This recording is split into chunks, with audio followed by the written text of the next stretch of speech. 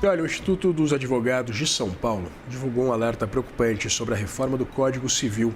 O estudo, coordenado pela entidade, mostrou que as mudanças propostas no Senado podem gerar um impacto de até 184 bilhões de reais na economia brasileira. Para explicar de onde vem esse impacto bilionário, a gente conversa agora com o Diogo Leonardo Machado de Mello, presidente do Instituto dos Advogados de São Paulo. Diogo, seja muito bem-vindo, é um prazer ter você aqui. Obrigado, Vitor. Diogo, eu queria começar perguntando exatamente sobre esse impacto de até 184 bilhões de reais na economia. Queria entender o que nesse montante seria impacto das contas públicas, o que seria a receita, despesa, dívida, etc. E quanto seria investimento também, dada exatamente essa série de alterações, principalmente pensando do ponto de vista de segurança jurídica aqui no nosso país. Vitor, eu costumo começar essa fala lembrando que a tradição no Brasil fazer leis sem testes empíricos, sem uma análise de impacto econômico, isso gera um custo, vamos dizer assim, o que a gente chama de custo de improvisação.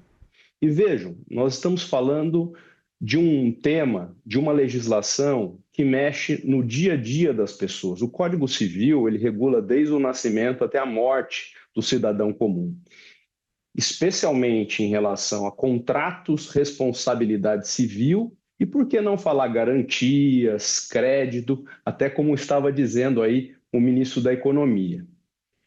Essa proposta, nós já desconfiávamos que ela geraria um impacto. E o Instituto dos Advogados de São Paulo, uma entidade que este ano completa 152 anos, traz uma perspectiva diferente.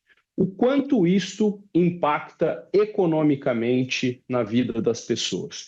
E aí, Vitor, nós levamos em conta custo de processo, custo de contratação de advogado, custo de revisão de contratos, custo de garantias e, fazendo uma análise conservadora, nós chegamos a esse número que, de certa maneira, impacta frontalmente um país que não quer mais processos, não quer mais insegurança, não quer mais incerteza, está lutando para efetivamente puxar das mais variadas fontes crédito à população e, de certa maneira, o Senado, de maneira, na nossa visão, apressada, assodada, traz essa perspectiva que muda frontalmente em temas basilares da vida do cidadão, não é? Então, o que nós temos alertado a sociedade, o Instituto e outras entidades, outros segmentos, como até mesmo a FEBRABAN, setores de transporte, setores da economia, CNI, enfim, todos, que justamente nós precisamos ampliar esse debate e não podemos acelerar essa discussão. Ainda mais nesse contexto mundial que nós estamos falando aí de altos riscos envolvendo investimentos, envolvendo até mesmo as contas públicas, digamos assim, de maneira genérica. Então, da onde sai essa conta? Não é? O que leva isso em consideração? É custo de processo, revisão de contratos, mudança de paradigmas, por exemplo, revisão de garantias. Quem vai investir no Brasil, quem vai fazer um investimento no Brasil, sabendo que a sua regra basilar, a sua regra mais tradicional, que é feita para ser perene, para ser a regra geral, está mudando da maneira que está mudando, trazendo conceitos vagos, conceitos que promovem a revisão, criando uma consumerização de temas entre empresários. Ou seja, se antes nós criticávamos o conteúdo, agora nós estamos trazendo a realidade numérica dessa discussão, que é o impacto econômico que uma proposta precipitada pode gerar na sociedade brasileira.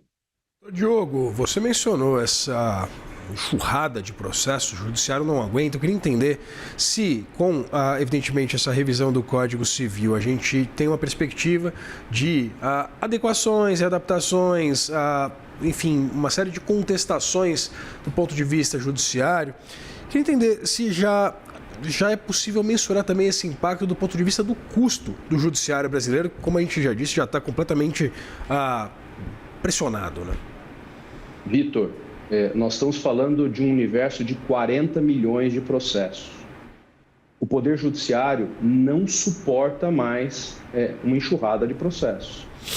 Então, quando a gente muda a regra geral do jogo, trazendo, por exemplo, que as garantias serão revisadas se ofensivas à ordem pública, todo contrato que quebrar a função social poderá ser revisado ou ser decretado nulo.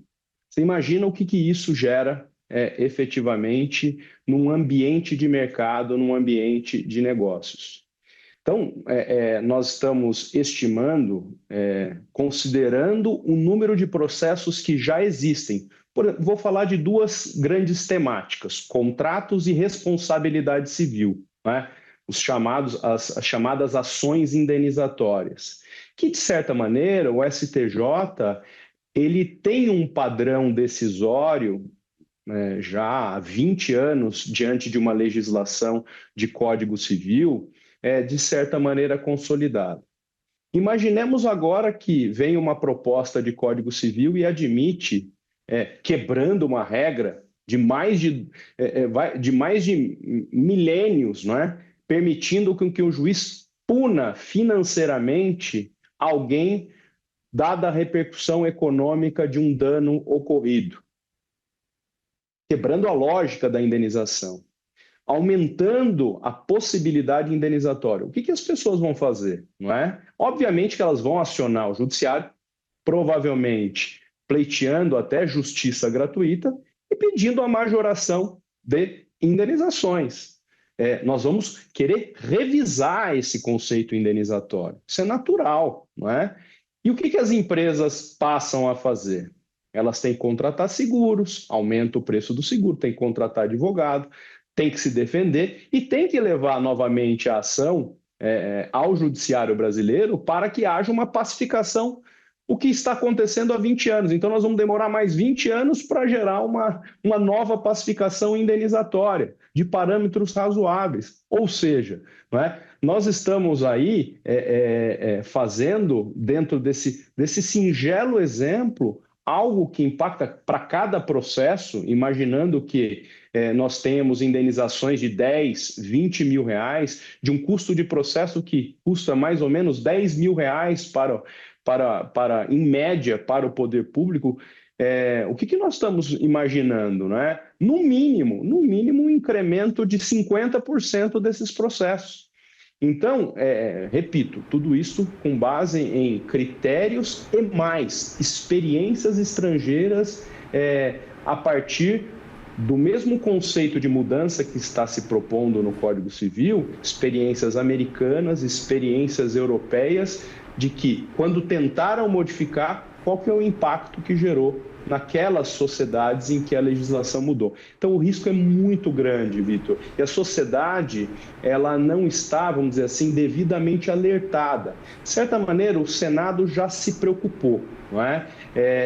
Havia a tentativa de aprovar um relatório final agora, no dia 30 de junho, e aparentemente isto não vai acontecer. Por quê? Porque a sociedade, os juristas, os segmentos econômicos estão extremamente preocupados. Quem quer uma reforma estrutural na espinha dorsal da nossa legislação civil brasileira? No mundo inteiro, nós temos códigos civis que duram 200 anos e nem por isso mudanças pontuais não possam acontecer. Então, a quem interessa, nesse contexto, gerar um impacto desta magnitude? Então, o Instituto, de fato, está realmente muito preocupado e tem defendido essa bandeira da cautela, da serenidade, num tema que deve ser modificado, quando muito, com pinças, não de maneira sodada, como está se propondo agora. Inclusive, para a gente aprofundar esse debate. Conversei com o Dr. Diogo Leonardo Machado de Mello, presidente do Instituto dos Advogados de São Paulo. Muito obrigado pela sua disponibilidade, doutor, de conversar com a gente. Obrigado, Vitor. Conta com a gente. Até mais.